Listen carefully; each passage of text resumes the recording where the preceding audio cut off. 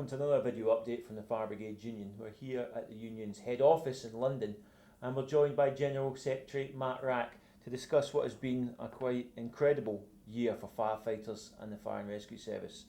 Matt, 2015, an extraordinary year for us, but it's ending with a series of incredible floods in the north of England and elsewhere. I mean, first of all, a word on that. Yeah, Tam, we've had obviously just last week the floods all across affected by Storm Desmond. So, but it was much wider. It focused on Cumbria, the press coverage, but we had flooding in Scotland, in Northern Ireland, in North Wales, in Cumbria, Lancashire, and across parts of Yorkshire and the North East as well. So very widespread. The impact of the storm, and then obviously the subsequent flooding as well. And I suppose we should first of all pay tribute to our members. You know, firefighters have been out working their socks off throughout that period, all across those areas affected for days on end, keeping people safe, looking after their communities, and also those who went in from elsewhere. 15 fire services at one point sending support into Cumbria, for example, with the high volume pumps, specialist teams and so on. So a real remarkable effort that deserves a thank of everyone in the Union, but also I think of wider society. Yes, but these floods come against the background of massive cuts. And indeed Cumbria, one of the main places affected, has a number of fire stations that are looking at being closed until these floods came. I know, absolutely staggering that the people on the front line of this are also, in Cumbria's case, facing some of the worst cuts. So a number of fire stations threatened with closure, including people. So people have been out working for 3 days, 4 days at a time, and their own station is threatened with closure in a number of those cases. That's absolutely appalling. So I think there is a message which we try to put across to the government to say that actually this work is essential.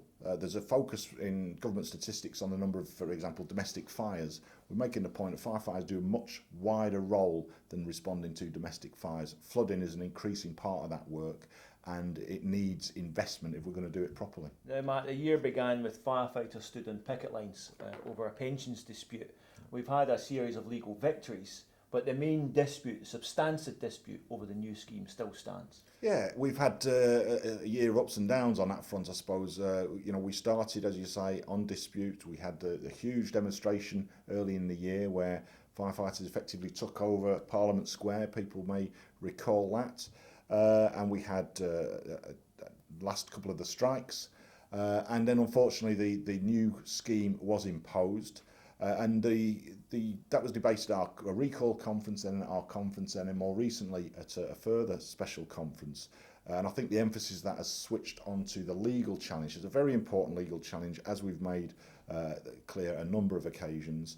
And it's about that protection. It's about the people who are being forced into the 2015 scheme against their will. I think we've reported that elsewhere, but it's ongoing. There will be progress on that in the new year. Well, Matt, we've been facing cuts across the board. We've had our pensions attacked, but the work of a firefighter is still very high profile. And we've seen that very recently with the terrible Paris attacks. Yeah.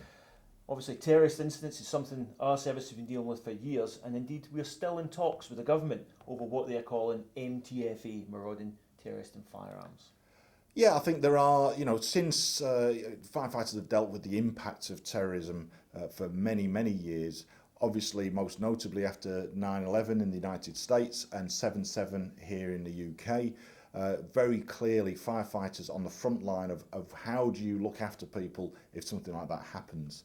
And the nature of those terrorist threats has changed. You know, there's been debates about what would a 9/11 incident look like if it happened here, about dirty bombs, etc.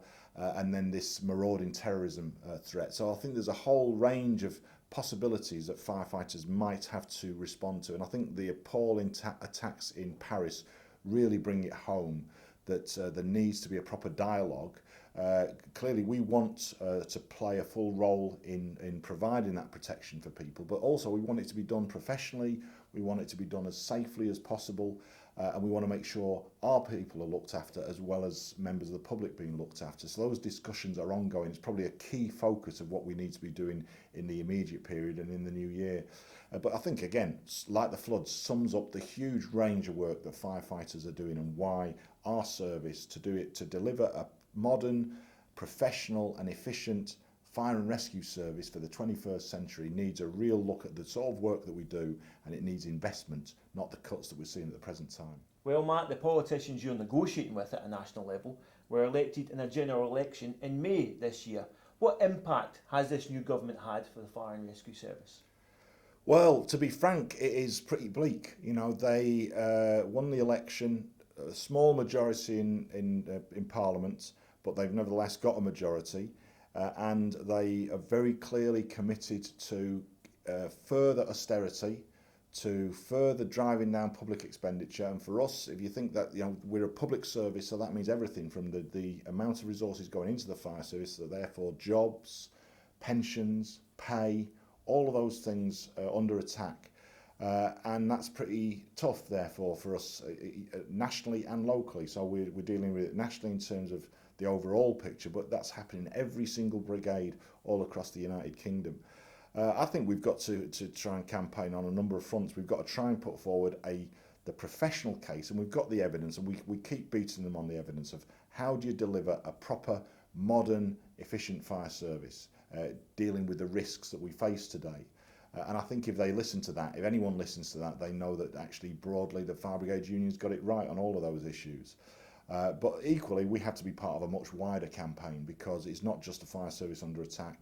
Health, education, public services, pensions generally under attack. So we've got to be part of a much broader movement with the rest of the trade union and labour movement to say, actually, we want a change of direction. We want politics that benefits ordinary people. That's the majority of the population. Instead of having to pay the price for the failures of the banking system in 2007 and 2008, actually we've got the resources to provide decent health, decent education and a decent fire service and proper living standards and pensions for the people who deliver them.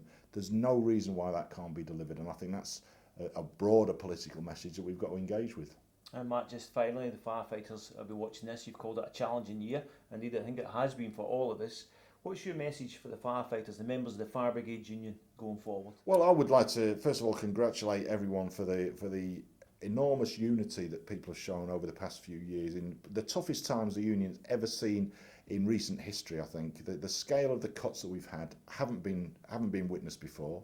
That's affected everyone. It's affected people's pay, so people's living standards have fallen, as it has for millions of other public sector workers. Our pensions have been attacked, as they have for millions of other public sector workers. But I think what stood out about the Fire Brigades Union membership, and this is noted by many people, including our opponents sometimes, firefighters have shown a remarkable unity throughout that. And when the call has been made, you see it in the national disputes, you see it in the local campaigns. I've been up to the West Midlands just recently. I went up to North Yorkshire and we lost a vote on some cuts, but a remarkable campaign where our members feel very confident that they were absolutely right in challenging the cuts to the fire service there. So I'd congratulate everyone for that. I'd urge them to stick together. We are right, we've got the evidence and we've got justice on our side, and we have to keep fighting. Matt, thanks. Please keep updated on our new look website. That's at www.fbu.org.uk, and you can also follow us on Twitter at FBU National. Until next time, thanks very much. Thanks, Matt. Thanks, Tom.